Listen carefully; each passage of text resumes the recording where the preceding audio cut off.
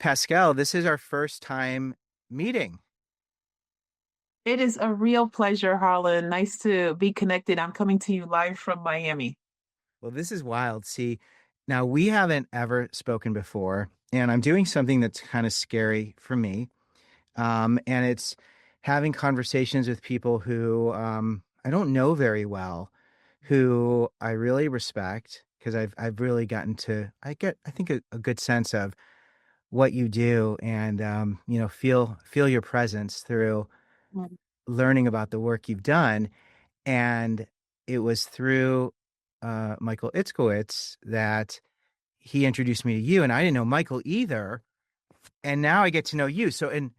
And I know I'm talking so much, but the reason I'm talking like this is because what I'm also doing is trying to demonstrate to anyone listening, to students, to parents, to anyone who wants to do dangerous things, or at least things that make them uncomfortable, is to talk to people who do interesting things that align with the things that light you up. And, I like to talk about it while doing it because I think a lot of people don't know how hard and uncomfortable it can be. How is it for you? I well, I appreciate that, Harlan. I remember right out of college, I think it was in college, I started doing informational interviews. This was back in the 80s. And I was more of an introvert than I am now. But I was also a first generation college student who was very curious about what was available out in the world. I just didn't know. And so someone like you encouraged me to talk to people, and it's hard. It is not easy to find the courage. But what I have found is that most people want to share their journey. Most people want to invest in the next generation. And so if you're listening and you can take that first step, there's a good probability that the person on the receiving end will take the other steps needed to bring you along because they too recognize how hard it is. So thank you for that introduction. Yeah. It's that, the faith and the hope that somebody's going to, to reciprocate or be kind. And you're such a kind person. So, for people who aren't familiar with you, Pascale Charlot, I love it. I love such a as I say, beautiful name. I don't want to use the word beautiful, but like it is, it's such a cool name. Do you love your name? I gotta say I do. There's two parts to my name. Number one, it's a name people remember, Yeah. which serves you well in the kind of conversation we're having where you want to leave an imprint with people. You want to make an impression. So having a name that stands out above the rest never hurts in those circumstances. But also it's a reflection of my heritage. My family is from Haiti. It's a French name. And I feel deeply connected to where I come from each time I pronounce my name in the right way. And so my name is actually Pascale Charlot.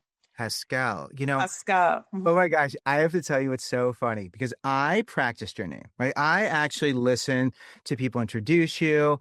I repeated it. And here's what's really funny. And now I'm nervous to I say, love it. well, I did I really wanted to make sure that I could pronounce your name properly.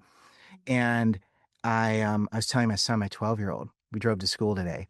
I drove him to school and I said, I'm really excited. I get to talk to Pascal Charlot. And but did I say your name did I say Pascal wrong? Is that like my Chicago accent? I love it. No, it's the American version. The French version is Pascal. Pascal. Okay. So that's where, and I said to my son, so, when I'm talking to someone who I don't know, I like to research their name. I like to listen to some of the other conversations they've had. I like to get a sense of who they are so that when I have a conversation, it's kind of like I already know them. And it's not just about like getting to know them.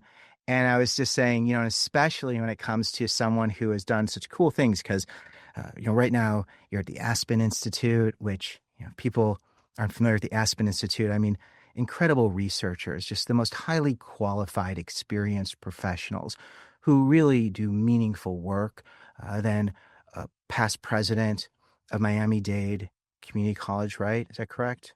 Did I One say of the campuses at one of the Miami Dade. campuses, the largest campus, Largest campus. largest campus. And in addition to that, uh, having been you're a lawyer as well. You're right. Went to law school at the University of Michigan, and then also went to Duke, and then also went to community college, right? What was your first college before Duke? My first college was St. John's University, so I've never been a community college See, student. I've been it wrong again. That's all right. Oh It's gosh. okay. This gives us No. something to talk about. It's fine. And so I was one of these kids back in the 80s. We didn't call it dual enrollment, at least not that I was familiar with. I was in a program where I finished high school in 3 years, and my senior year of high school was actually my first year of college. But the Okay. key is I attended St. John's Prep in Queens, New York, and then I attended St. John's University in Queens, New York. Okay. So that was the progression. And the reason I wanted to progress to the beginning is because you have an extraordinary life Mm. and you have, I'm sure, had to overcome so many extraordinary challenges. And your mission, and if I'm mistaken in how I share your mission, it's your mission. You know what? I'm not even going to attempt to share your mission. What is your mission?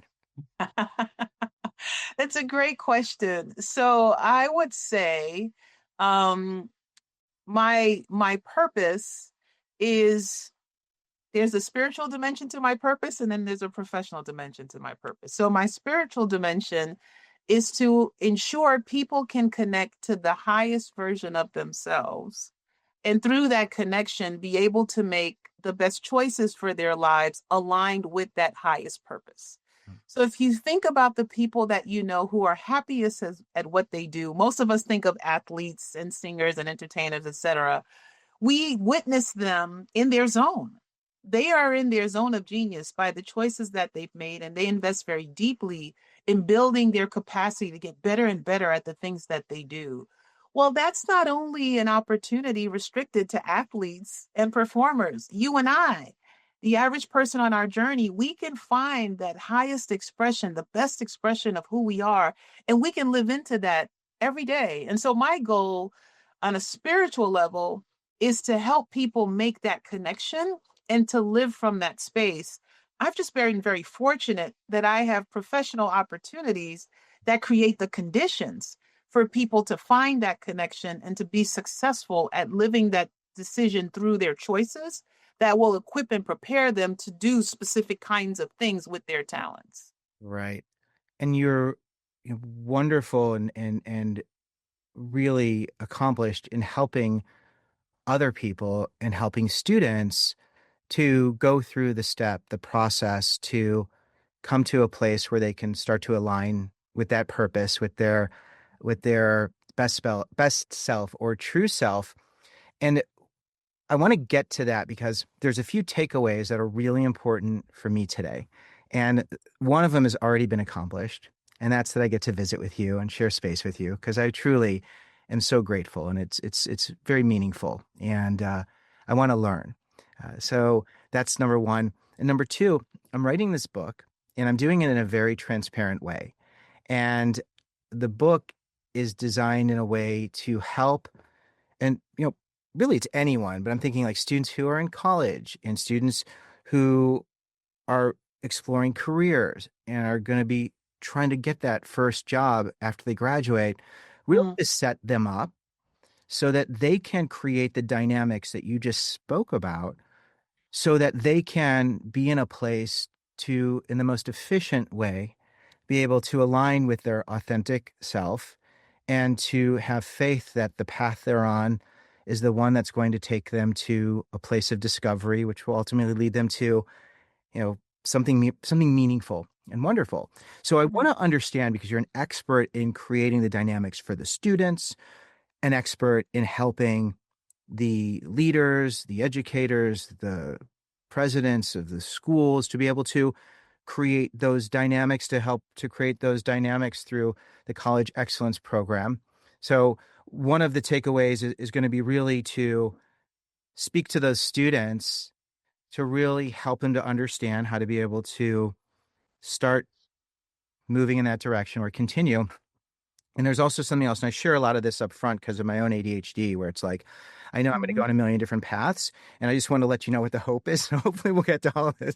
We'll get there. Right. Hopefully. So, I'm kind of, I think secretly being like, maybe you could help steer me a little bit. No, I got it all down. The other part is, so it's impossible for me to serve everyone, but it is not impossible for me to attempt to serve everyone.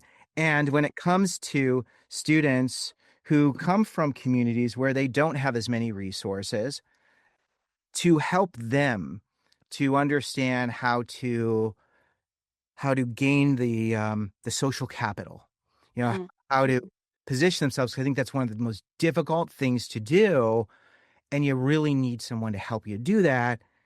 And I know that's another thing I think I imagine you're really great at doing, because you've always known, or maybe you haven't known. Have you always known you're enough?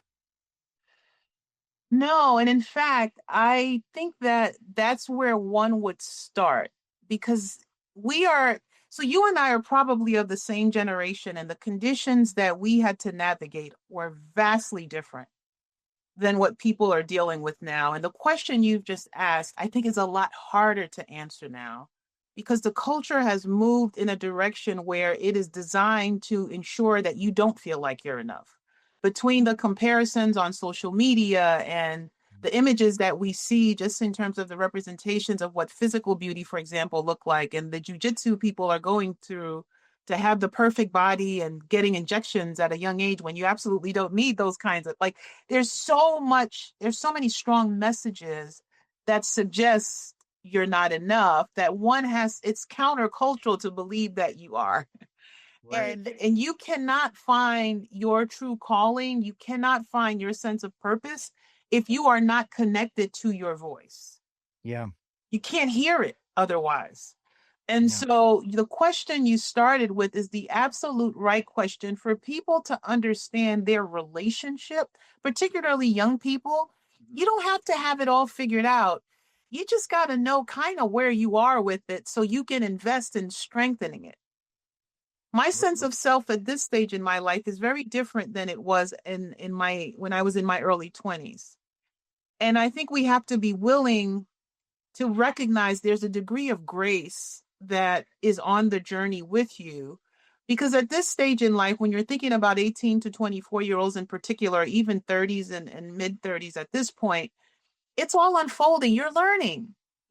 College in particular is a place where you're doing these kinds of things like you're demonstrating on this call, and you're trying classes you would have never thought about, and you're meeting new people. So there's a lot of newness, which will exacerbate your insecurities because by definition, it's new. And I think the key is trusting yourself that you will find your way through those experiences. Because as you take risks and your comfort level with that level of risk gets solidified, you amplify and you take the next level of risk. And so I think it's important to acknowledge that believing one is enough can be a journey, but there is an awareness that comes with getting the most out of that journey if you are moving through it intentionally. And our culture has too much noise that would allow you to not only start with awareness but maintain that awareness as you're moving through the journey. But your point is well taken. It is the absolute right journey. I remember I remember when I left home and I transferred from St. John's University, where I had tons of friends, and it was like my second home, and I was on student government. Everything was perfect. And I transferred to North Carolina. I'd never been in the South before.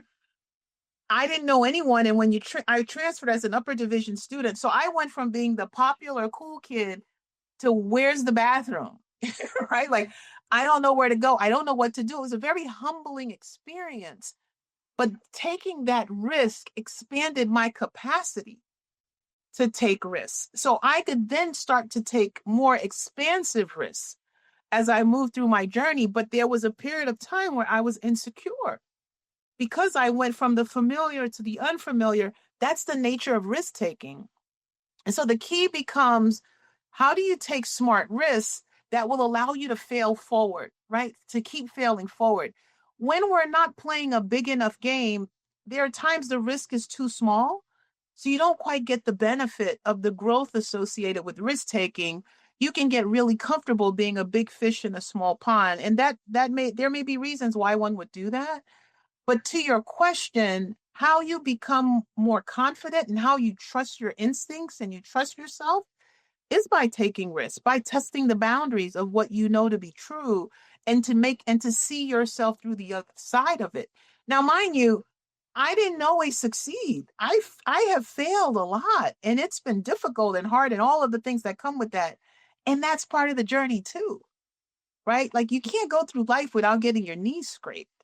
You can, but depending on what you're aiming for, there's something that comes through the pushing through. Like my mom says, you got to go through Good Friday to get to Easter Sunday, right?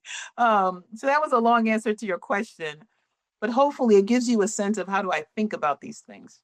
Yeah. And it brings up lots of different thoughts. And I want to share with you, I have a foundational principle that helps me to be able to work through rejection and adversity. And it's something I've named the law of rejection. And the law of rejection says you can be the best, the brightest, do everything right, and you will not always get the outcome you desire. So it's It's very true. simple. And it should be like on the periodic table of elements because it is undeniable and it's a force of nature. And what I find is most students and most people are in rejection denial. Mm, They don't acknowledge this truth. And when they don't get the outcome they want, either you're the problem or I'm the problem. mm, And it's an endless cycle of you or me, you or me, you or me, you or me until something breaks and I either end up not liking myself or losing all trust with others. But this law of rejection is this third place that we can step into uh, if we have people around us to support us and help us to process the unwanted outcomes so that we find at least the strength to take a small step forward and eventually we take these giant leaps. And when I was learning more about your time as president working with honor students, uh, I'm always fascinated. There's this data.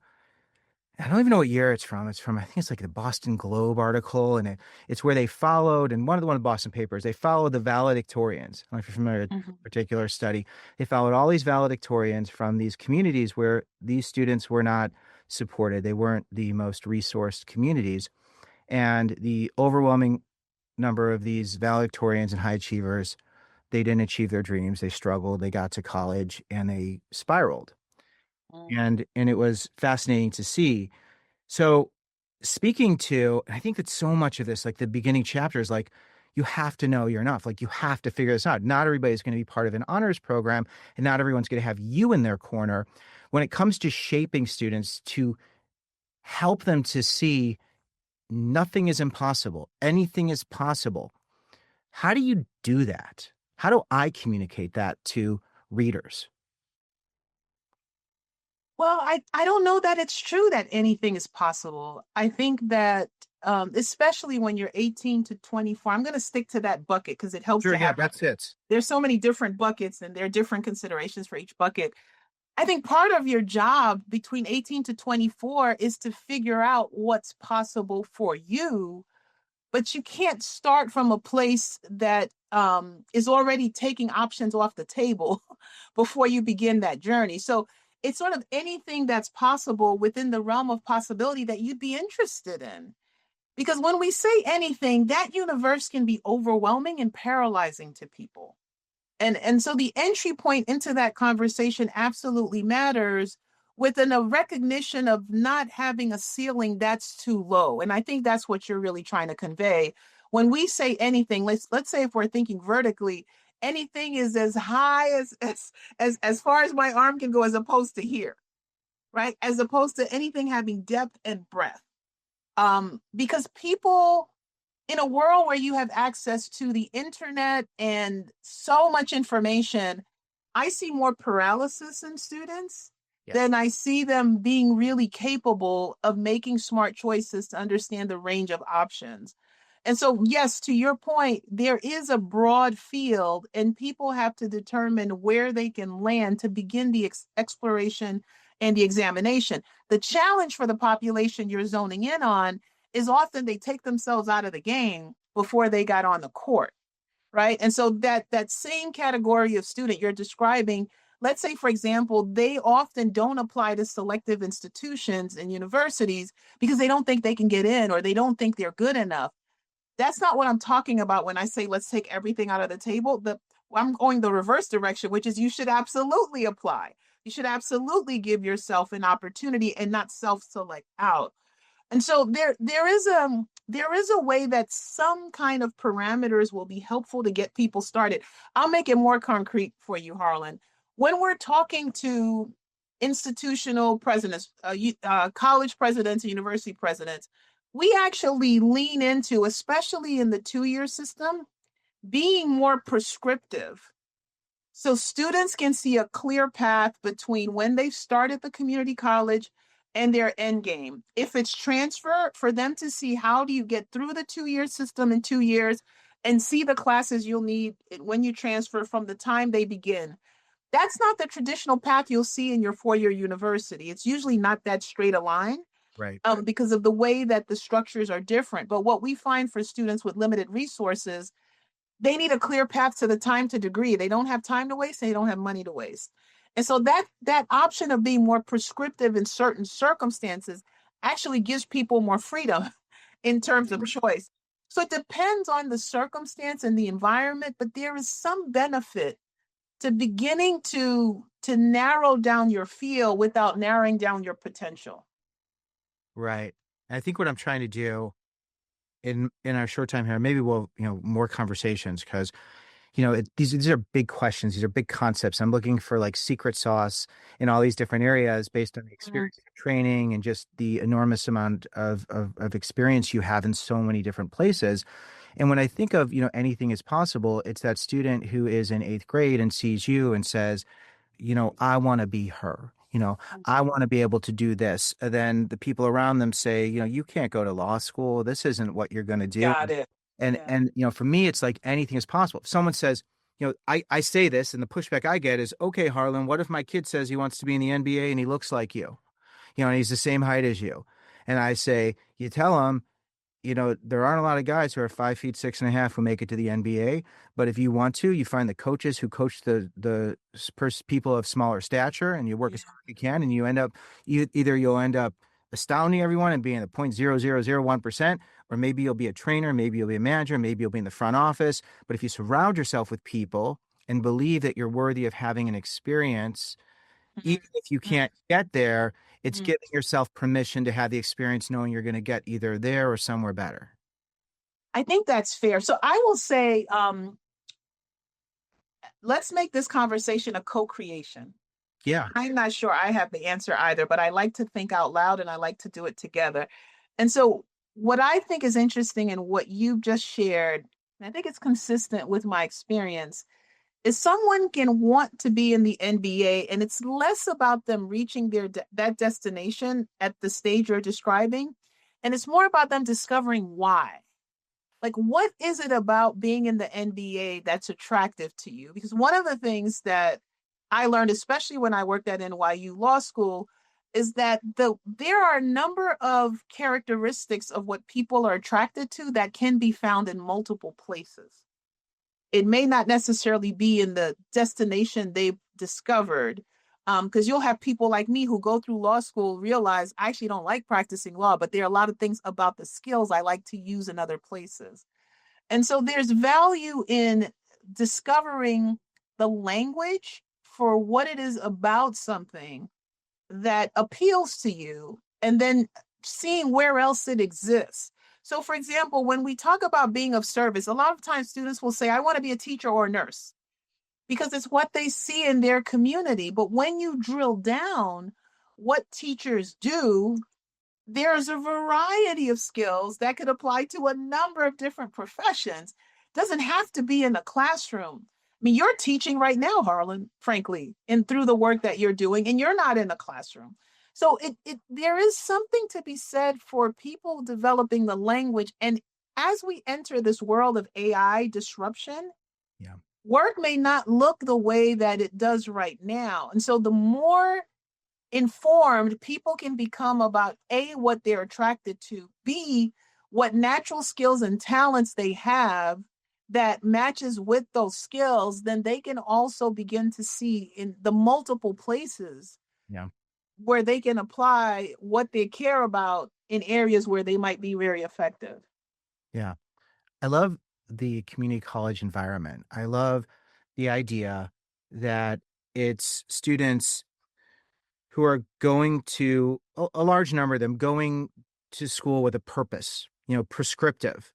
There's a wide range, but I think of sometimes for the age group that I'm working with and helping, there's a reason they're doing it. And there are a couple challenges or many, many, many challenges.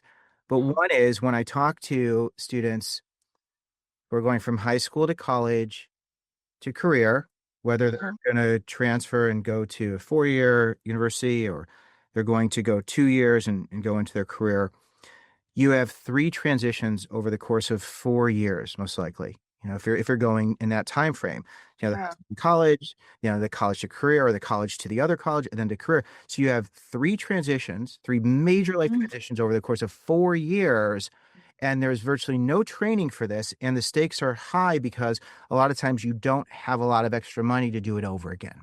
Mhm. So, how do you direct a student to explore and experience when they don't have the luxury of time and money to have that personal journey? So one piece of your question is what have they been able to get exposed to before entering the community college? To the extent you have access to students who are engaged in dual enrollment, are they maximizing their exposure to college early, whether it's taking courses directly on the college campus, which would be more ideal than taking it at their high school? Right. There are often constraints why people can't do that. But the first piece of it, I would say, is prior to entering the college, whether it's through dual enrollment or through other co-curricular activities, how are they getting to expose to what's going on in the community? So that's one piece of it.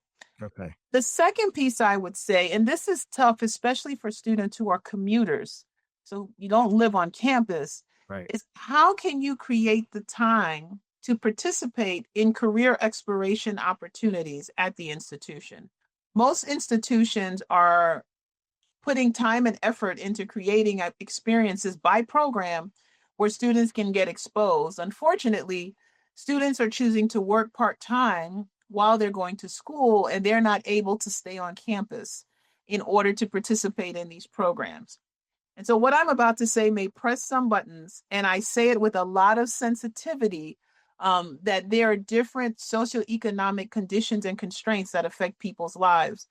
What I observed at the campus is there were times students were working part time more hours than they needed to because they wanted a new iPhone or a new pair of sneakers or wanted material things that weren't necessarily essential for their degree. And then there were students who were working part time to help support their families. I am not here, Harlan, to issue any value judgment on any of those. But what happens is the less time students are spending on campus to participate in the kinds of things you're talking about, the more they don't have additional experiences to inform the really important decisions they have to make. Right. So there's a balancing game that's happening here, but I'm not sure students are aware of the opportunity costs of some of the choices that they're making regarding their time.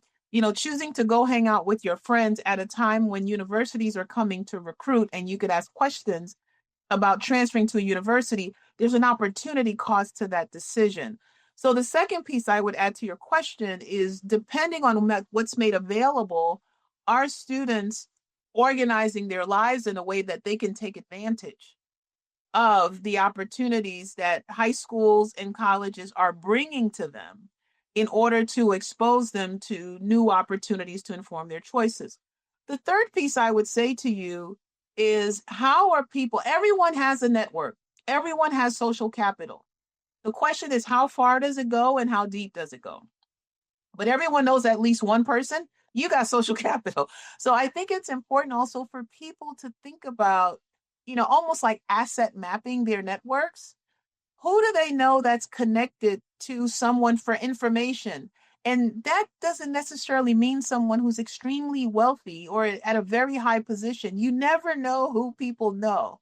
And so the idea of starting to have conversations to find out how they can get more information. You would be surprised who the teachers in your high school know in your college. You would be surprised if you're a member of a synagogue or a church, how many different kinds of professions are represented in the pews next to you or who even work at these institutions. You would be, I mean, there's just people available in lots of ways.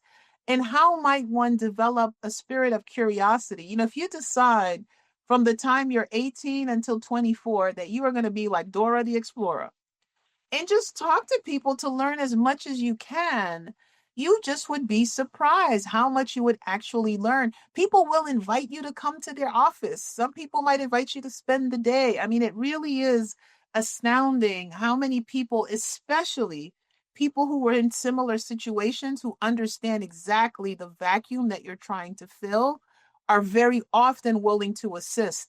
And there will also be people who don't want to help you, and that is okay. You thank them and you move on to the next.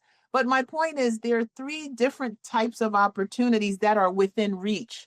Because I think oftentimes people think about what's not within reach, right? Like, I don't know anyone, there's nobody in my community. And what I'm suggesting is there are structured ways that are made available through your high school and through your college, but also in your community, there are people who can begin to steer you in the right direction. So when a student enrolls in your school, when you're president, I would love for you to, and it could be a couple different models of, if you were sitting down with a 18-year-old or a 19, 20-year-old, whatever age, and they were about to start. It was the summer before their first semester enrolling in your school. And it's a student who really wants to achieve.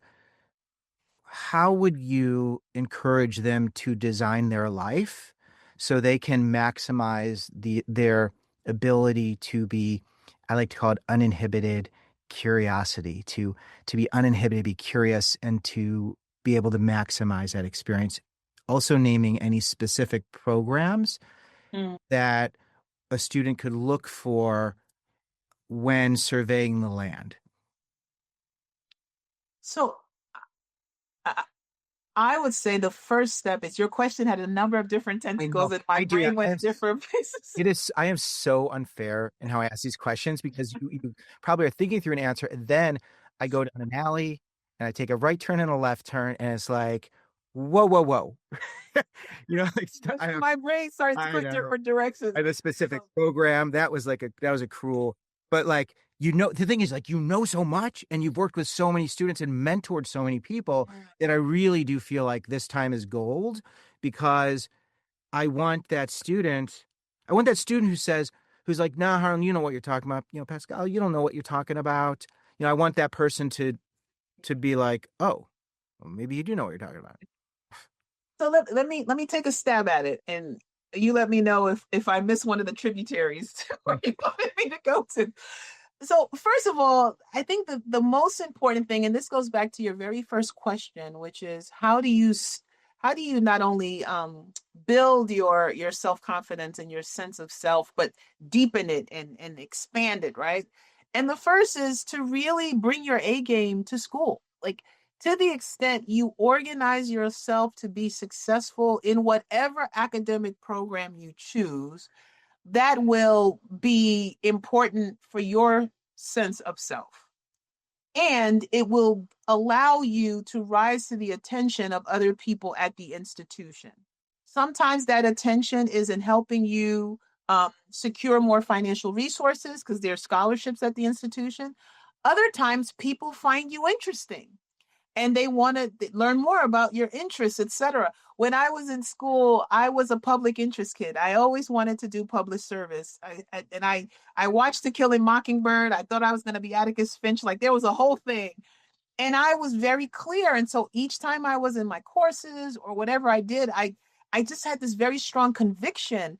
And it distinguished me from people. And I didn't know that's what I was doing, but it was coming from in here, Mhm. you know? And so this sense of, trying to figure out how to make sure you're investing time in yourself and your studies is really important.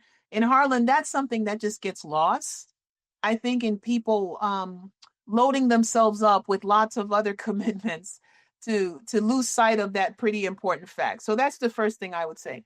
Yeah, I'm going to be a little bit annoying in the fact is Please. that I want, so in that, it's like bring your A game, and you go there and I would love specific examples for a student who wants to know how would you view someone bringing their A game? What are some of those character traits or things Yeah. that someone exhibits that makes it clear? Because I know I meet so many students, and man, some of them come into in like the world, and I'm like, whoa, whoa, like I know you, I know more than you that you got it.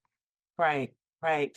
And I want to be careful that I am not um adding more anxiety to everybody's anxiety already. So I just want to bring the temperature down a little bit, but I'm going to pull from my role at the Honors College as dean of the Honors College and how we would prepare those students, and you let me know if I'm aiming at the right target in this conversation. So we would meet with students prior to their beginning their first semester. And most of these students were first generation college students, by the way. We would meet and we would look at their schedule, and we would map out in advising where, when, and where they were coming to class, when and where they would have time that was free. And we would even get as granular, Harlan, as if you were planning to work, here's when you could work certain hours. But for people who are new to college and who are accustomed to a high school schedule, what I've just shared with you does not come as second nature. We make assumptions about time management, and that can be the deal breaker, in particular in the first semester. So, the first thing I would say in terms of getting very tactical is as we're thinking about what do people do in the beginning of their first year, get yourself situated and organized and understand the landscape of what you have in store for the semester.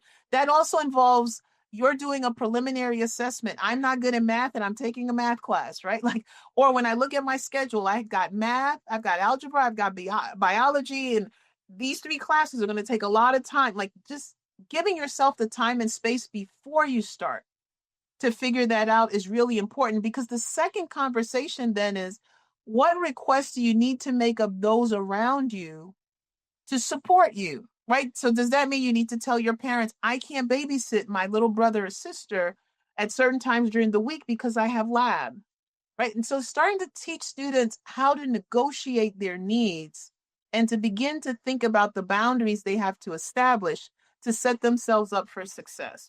So those are that's one piece of the conversation we would have in the beginning. The second piece of the conversation, again, before the first semester started, is what's your end game? If you're a community college student, do you plan on transferring? Or do you intend to go right into the world of work? If you plan to transfer, what do you think, and it can be in pencil, it doesn't have to be perfect. What do you think you will want to study? Do you have an idea where you may want to go? Just identify a couple of places. If you don't know, your homework assignment is to do some preliminary research to identify where you think you may want to go. And the point here, Harlan, is in the 2 year space, most of the associate degrees are the first step of a 4 year degree, and you're going to transfer. So you want to start thinking about what's your progression going to be, because the sooner you make that decision, the more you maximize your credits. The name of the game in transfer is to minimize the additional credits you need when you transfer. If you got to take classes over that you could have taken at the 2 year institution, you would not have maximized the financial benefit, and you're going to waste time. You have to spend additional time at the 4 year institution. Right. So the sooner you know what you want, right, the more you can align your choices. Now, the good news is that you have electives in your 2 year pathway. So if you change your mind, that's why I'm saying it's in pencil. There's a little bit of wiggle room to change your mind. But if you start before you begin, then by the end of that first semester, you start to have more clarity. So if you have to pivot, you then have the second semester of your first year to make that adjustment. If you're going full time, the second year you're finished, theoretically, right? Right. So all of that is to say that in terms of the big question you asked about how do you start, how do you have a strong start, is you start to work out your game plan before you get into the first semester. Now, most people don't do that. They Right. start while they're in the first semester. The challenge is when the wheels start turning and that momentum starts to kick in, you are in you're in managing mode, you're not in planning mode anymore, right? And so before you begin, you have a clearer mindset around organizing yourself. I mean, it's like any I used to run half marathons, right? And when I ran, training mode was different than execution mode, right? How you organize for training is very different than execution. So when you delay that step, you are actually in execution at the same time that you're planning.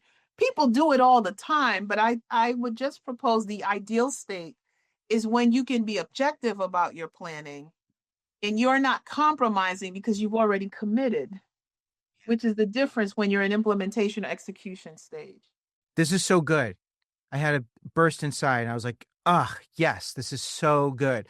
And what I recognize is as part of this book is, in the beginning, there needs to be more on that planning mode.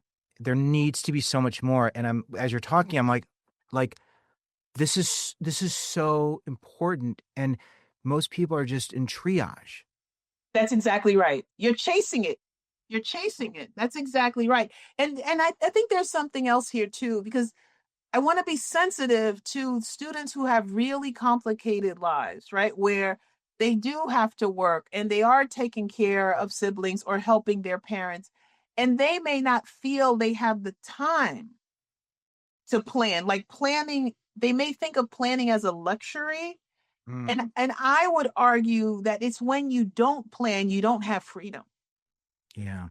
The Yeah. planning actually will save you more stress down the line because it gives you more agency and more power. And that is, there's a shadow curriculum in college. And that shadow curriculum it's the kind of things that you're alluding to. It's building confidence, it's understanding the planning muscle, it's understanding time management.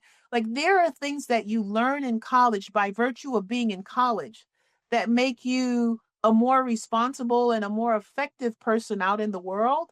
And Yeah. so this is a muscle that you learn to cultivate even in the chaos of life, right? You could be in a home where nobody else plans this way, and that's okay. But in this new space you're stepping into, it will serve you well to begin to develop that muscle. And it might take you some time to get it, right? But at least you're aware that you're investing that time to develop it.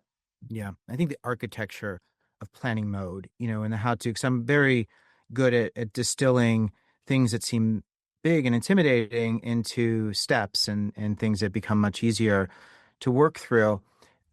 I love that. And, if you're open, as different parts come together, if you're open to reviewing or sharing, I'd love for you to look at some of the work that I'm doing because I want it to be as effective and accurate as possible.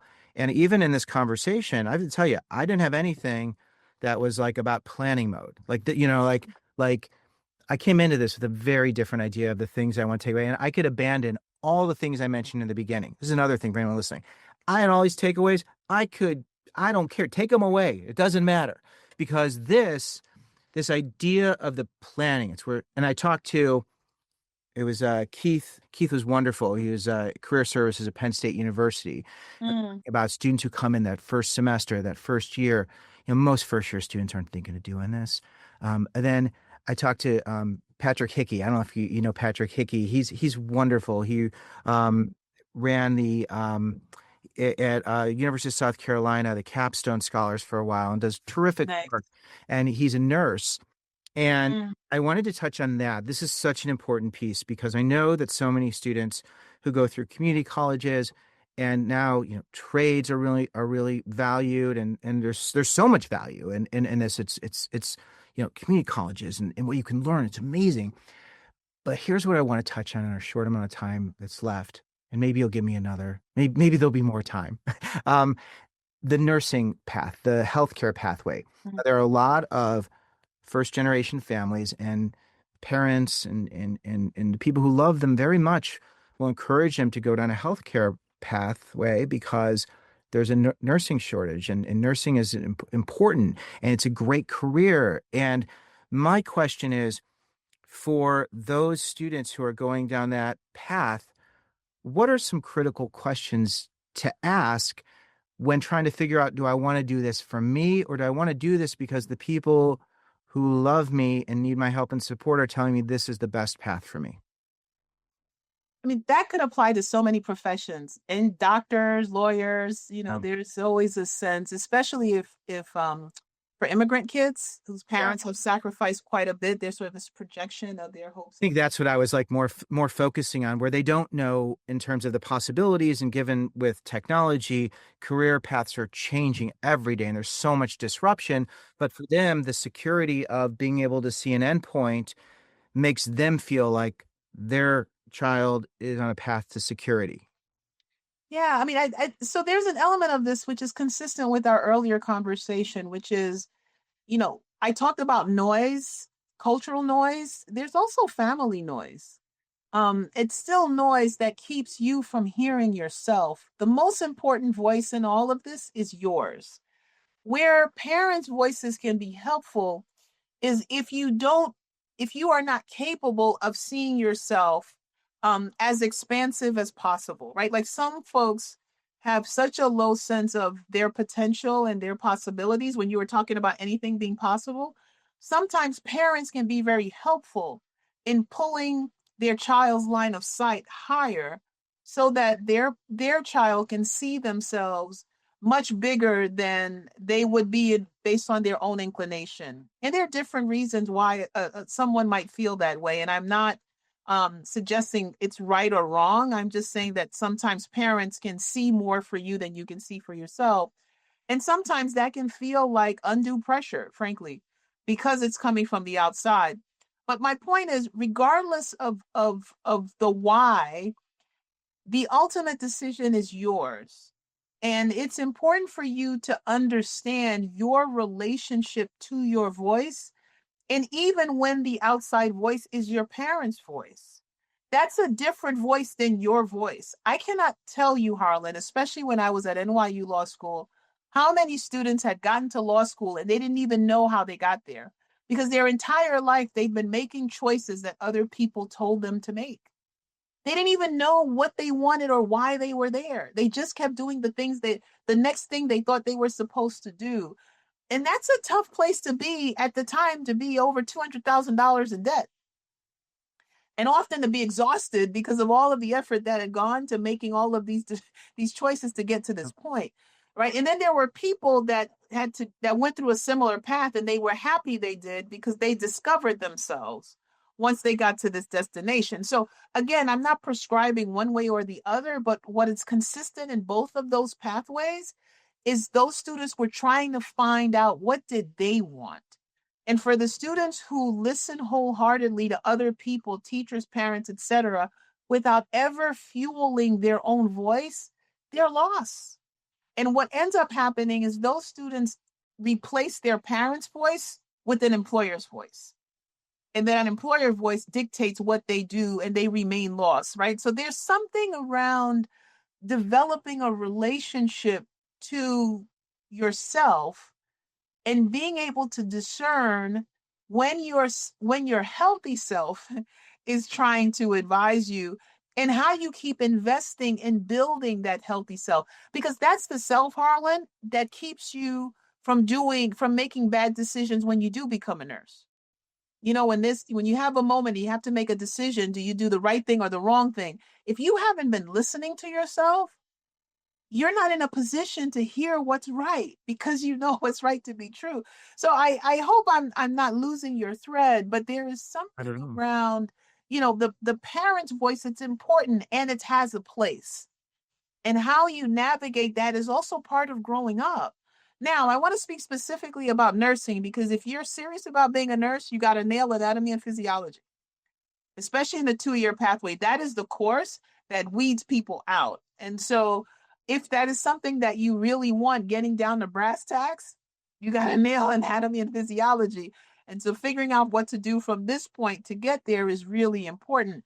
But what I will also say, Harlan, is there are a number of different healthcare professionals needed in medical facilities. And so people focus just on nursing, but not on rad tech, not on dental hygienists. And those are great jobs as well. And so this goes back to, why do you want to be a nurse? And is nursing the only pathway to what you want? And being curious about what are the other options and the other possibilities that are comparable to nursing that would fulfill you as well.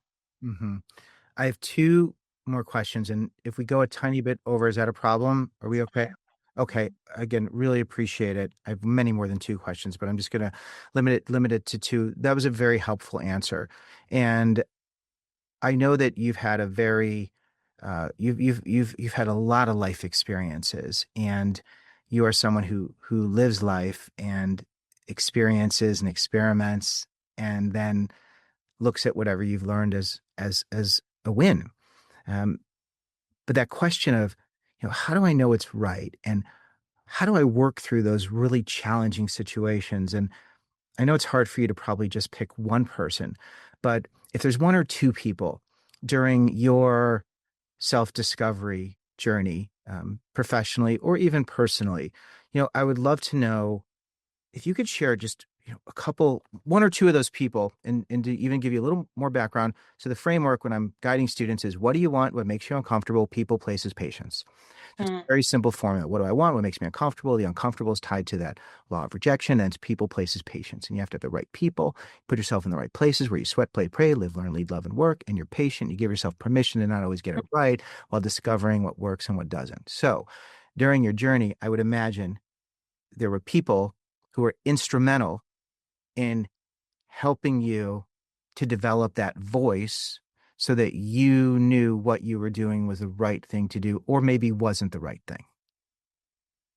And specifics, if it's like the name, where that was in life, the people on the bus, or the people, however you visualize all those people who have been there to help you along the way, um, whatever you're comfortable sharing.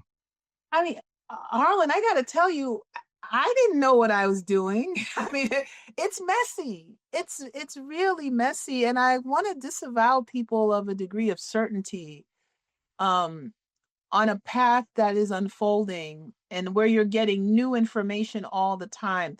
It's the people who are too certain that miss signals that come from uncertain places and that come from places of discovery. Like there is an interesting balance around where you place your certainty so that you're okay in lots of other uncertain places and the gumbo gets mixed up. But I didn't know what I was doing for a long time. I mean, imagine I'm the daughter of immigrants.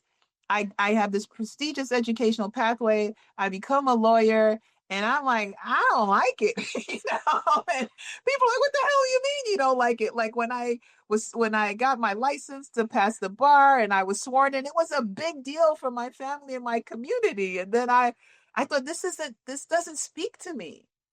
It doesn't work for me. And that was a difficult, I sort of wrestled with a lot of things around making that decision. So I just want to start answering your question with that point of view that it's not clean. It's not always, I should say. For some people it's a clean and linear pathway, but others, for some of us, it's not. And so I had to learn how to be comfortable being uncomfortable.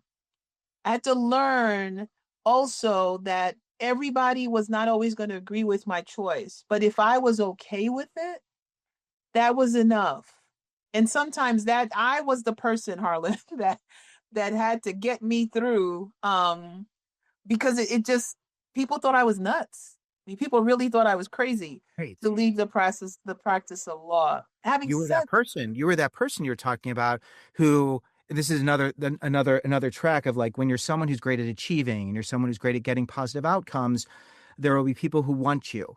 and will recruit you. And my life has been most of my life has been rejection. So I haven't been wanted as much as I would have liked to have been wanted, which really helped me because when you're not wanted, you're forced to figure out what you want. But when you are wanted, the curse of the high achiever or the ones who are anointed is there's always someone saying, come here, come here, come here. Then eventually you get there. Well, but it's also tricky when you're a woman and a woman of color because they ain't waving as much as you think they would. I'm And glad so, 'cause that's rejection. You're born yeah, into a world where people will automatically make judgments and put up walls before you even have a chance to speak. yeah, that's exactly right. But also I think that I hear you, and I don't want to lose sight of your question because there's an important dimension of your question, which is that how do you create the right kind of support to nurture you Yeah. through the cocoon? Because this 18 to 24-year-old, that's a stage in life when you're in a cocoon.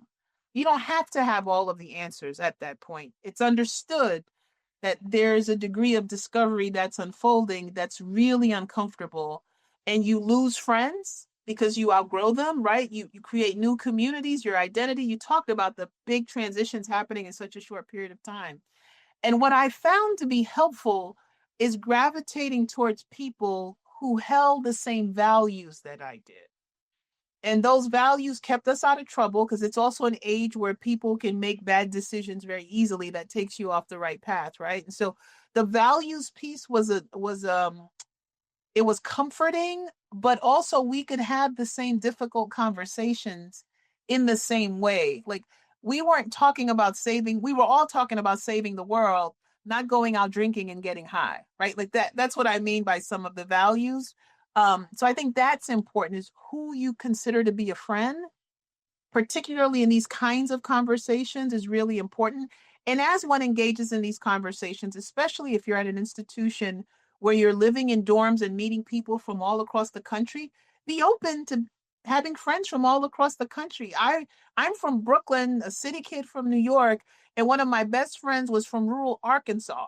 I'd never met anyone from Arkansas before, but her values were aligned with mine and she pushed my thinking and I grew because of her, right? And so there's something about the community that you surround yourself with is really important.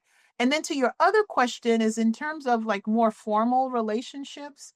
Um, I had an advisor, I forget Kevin, I can't think of his last name, but at St. John's when I was in that dual enrollment, that quasi dual enrollment phase, and I kept saying to him, I've always wanted a real university experience. And as a commuting student, I don't feel I'm getting that. And we just developed a relationship because I was coming from a very honest place in terms of really speaking what was in my heart, but also I was speaking to the highest part of myself, and he saw that. I knew nothing about Duke University. I never even heard of it before then. And Kevin, based on what I said to him, started to tell me about different institutions. And it was based on his recommendation. One person changed my life completely. I had another woman, and I recently saw her when I worked after undergrad. I moved to Atlanta, and I was a paralegal advocate for the homeless. I used to go to homeless shelters all across the city, and I really wanted to go to law school. And I interviewed a woman, someone recommended at a law firm, and she changed my life, right? And so my point is there, and I said it before, there are people on this journey. They are there waiting for you to reveal yourself and to reveal what's in your heart. And they will help you, Harlan. They are there and they will help you. So even if you don't have them in your network, they're out there, but you got to ask the right questions. And what I found is by asking big questions, I push them also to go beyond. The big question was like, I want to save the world. Like I really thought I could, I'm older now. I don't have the energy. When I was 18 to You're 20, saving the world. You're doing it. yeah, but it's at 18, you're shiny. You know what I mean? Like there's Right. a hunger. I had a hunger. I really did. And I see kids who have that hunger now. And when they talk to me, I want to help them. Right. Like that's the kind of magnetism you want to have is so people can see you and they can connect with what you really care about and they will help you from that place. I talked to my sixth grade history teacher. We still in touch. Ed Mason, and he's a priest. I went to Catholic school, and we were debating immigration policy. But this idea that there are people who their calling in life is to pour into people, and Yeah. and that's what they will do for you. But you've got to reveal yourself, and you want to reveal yourself in a way that's beyond the ordinary. That's really the point of what I'm suggesting, because that then you become a light bulb in a place of darkness, and people are looking to pour into light. Yeah. What's an example of that for someone who's listening and says, I want to be able to be that light source? Yeah. So I'll give you a specific. I want to be as specific as possible. When I here's a good one because it comes up a lot. People have to do essays to get into college or graduate school, etc. And I remember when I wrote my essay to get into law school, I talked about working in the homeless shelters and traveling around the city, right? And I recounted a specific example with someone who was homeless. And the short story is he was HIV positive, and I told him drugs were bad and you shouldn't do drugs. And he said to me, until you have been in a war, until you have HIV, until everyone in your family has abandoned you, you have no right to tell me what to do. And it was a moment where I had to step back because I was arrogant. I had the arrogance of youth on my side.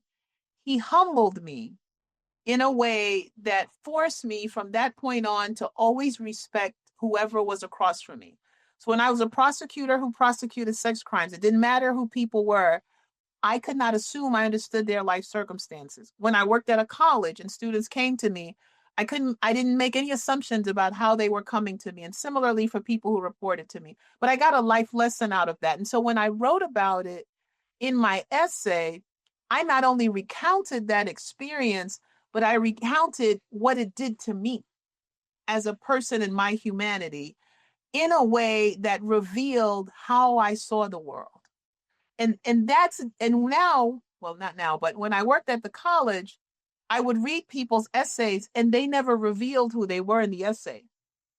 They would just recount things that they did as if to suggest you should admit me to your college because I've done all the things people expect me to do, rather than revealing what their values are, what they believe, what they care deeply about, what motivates them about the world. And that's what I mean by a bright light. And I'm not saying, you go through and you tell everybody your business, but there is something about being in this space in your life where you have permission to be optimistic. You have permission to dream big, and people who are listening are trying to make a connection between their journey and what you want. So if you're vacuous and you're not revealing what your real desires are, there's nothing for people to connect to. People call me all the time, and I don't always have something to add to what they're saying because they're not saying anything. They're telling me what they looked up in AI or something vacuous. I don't know who they are. So there's and you did it on this call several times. You talked to me. I know you have a son. I know you care deeply about having meaningful conversations with your son. You've talked to me about failure, like gradually and very intentionally, you've revealed yourself in this conversation, which allows me, as you're asking me these questions, I have a sense of the perspective you're coming from, but I'm thinking about an answer I can give you that will help in what you're trying to create. But that's through the honest interaction. So Yeah. that's really what I mean by the light. Yeah. And it's interesting because even the intention, and I came here with a plan and I had a map, and, throwing the map, I had to throw the map away because once we started having a conversation where I really was able to listen as opposed to make assumptions and try to drive the conversation one place or another, it really became something different. And I think that's so beautiful. Like I love that. And I have more questions. I have like more sensitive questions that, you know, it's not the appropriate time for me to bring up those questions. Plus, we've already had a very, I want to respect your time. And those are the conversations I really like to have. And I want to have more of those. Mhm. Um, there's two things I'm going to ask you that I don't want to take our time up here to discuss. And I'd love to get a list of books that you love that have really shaped you or that you encourage other people to read, because I'm a voracious audiobook listener. Mm, Reading makes mm, me, I write books. It's the shame of being a writer who has a hard time reading. Um, so I love that. I also want to know some of the people who you watch and follow in terms of social media, because we live in this wonderful world where there's also all these mm, people who are probably in your corner who don't even know it, and mm. people who do. But the last question I want to ask you while we're sharing this space is, when you look at someone who's in that 18 to 24 age range, and it's someone who wants to have a full career and wants to have a life of meaning and light, what is the greatest opportunity that you see today for students that you can point out to them? When you say opportunity, tell me more what you're thinking about. Sometimes I like to leave things open-ended so that Mm, if there's, but I also can hone in more of a student who's 18 to 24 who looks at the world we live in and sees unemployment rates for graduates rising.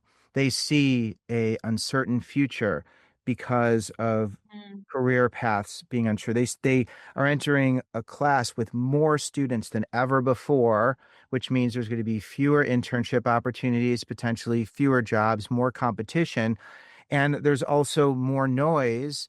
And I think that oftentimes it's hard to be able to see, just like I know yoga is an important part of your life, being able to somehow be able to close their eyes and to be able to hone in on the thing that's going to elevate how they frame the world they live in and provide that light, which translates to, wow, you're so lucky to be alive today. mm. So first of all, I will say to you, everything we're talking about today is not what most people do. So to the extent that people start to move in this direction, that will help to not only differentiate them from other people, but it also gives you a sense of agency. I mean, that's also part of what you're talking about is how do you find your power in a world that feels so uncertain? And planning is very helpful, and you adjust as needed, nurturing your voice because that's not going to change, creating a community of support to nurture you, like all of those things I think are consistent with your question. One thing I didn't mention, and I'm also thinking about your question at the same time, you talked about yoga. So we live in a world that is disconnecting us from our physical bodies, and there is wisdom in our physical bodies, right? And so, not everyone needs does yoga, but doing something to ensure that you are grounded in your physical body is a good thing in this world where we're doing so much from here up, right? And so I'm a huge advocate of exercising, and in whatever ways. It can be walking in nature, and that could be walking in the city. Like, just, I don't want to lose that thread, Harlan, because I Yeah. think without that, we are investing in the disconnect Yeah. between our true nature and our physical selves, which again, when you're grounded in your body, you're actually very quite powerful, which is a dimension of your question is, again, going back to maintaining your power. And so I would say, um the thing that is really a secret weapon is meditation.